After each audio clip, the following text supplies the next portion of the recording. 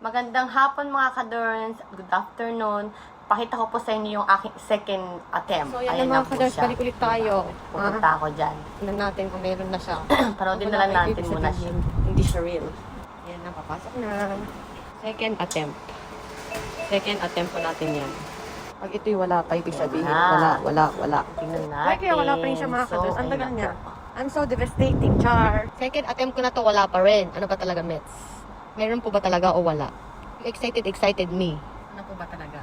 I'm so devastating. So, ayan na nga kadorns. Mga kadorns, Devastationary. stop mo natin yan. Ano po Nabuwang nangyari? Dahil nga gusto ko siyang i-check ng second attempt ako, wala pa rin talaga nakalagay sa aking bank dito sa dito sa Japan, wala pa rin po. Kaya naguluhan ako, sabi ko, ba't walang nakalagay dito? Ba't walang nakapasok? Siyempre ako naman, nangyari din, nag-research ako, tinignan ko sa payout mismo. Yung mga hindi pa po talaga nakakaano ng tax info, yung sa akin po kasi dalawang tax po ang aking nailagay. Akala ko kasi dapat pala in-erase ko na muna yung una kong nilagay na tax info.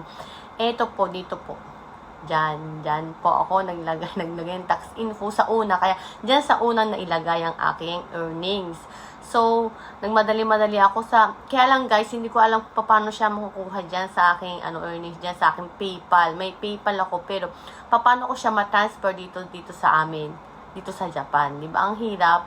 Kasi yung una kasi nagkamali ako yung PayPal, ginawan ko pa talaga siya ng PayPal dito sa cellphone ko kaya lang nakalagay diyan sent daw sa aking cellphone. So, dito sa cellphone ko nakasend ang earnings, ganun. Hindi ko po talaga alam. Kung meron po kayong alam, pasensya na kung lagi ako nagtatanong kasi alam niyo naman, baguhan din ako na katulad po ninyo mga kadorns. Wala po ako masyadong alam dyan kung paano po. Lalo pa, iba dyan sa Pinas, iba dito sa Japan. So, ang hirap po talaga kung paano natin makle-claim yung earnings natin. So, pag na-claim ko na yan, saka na lang po ako magpapahula. Papa-quiz time po tayo. Hindi ako makapag-quiz time ngayon kasi hindi ko pa siya nag-get. Mag-get po muna natin siya, parang pa-quiz time ako. So, ang gulo talaga sa PayPal ko pala na ba yan? Super excited pa naman ako. Sabi ko, ba't wala sa aking banker? Same pala sa PayPal ko.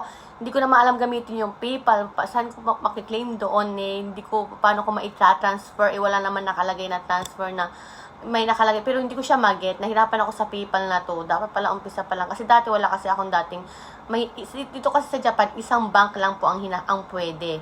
Yun ayan sinatawag na Kagoshima Bank. Kaya lang wala po kasi ako dati noon. Meron ako noon, kaya lang in-update ko pa siya. Kaya ito nangyari.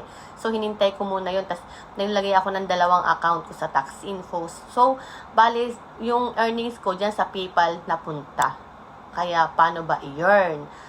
So, kung may alam po kayo, paki-comment naman po paano po dyan. Kasi ang hirap po, yung mga tiga Pilipinas, alam kong hindi nyo po alam kasi tiga Japan po kami. Ang hirap pong, hindi po namin alam po paano gawin yung PayPal. Kasi nga first time ako nag-download yung PayPal na yan. Wala akong card, kundi lang sa cellphone ko. Kaya ang hirap po talaga. So, yun po mga kadorns. Kung sino po may alam pa, i-comment na lang po. Thanks for watching.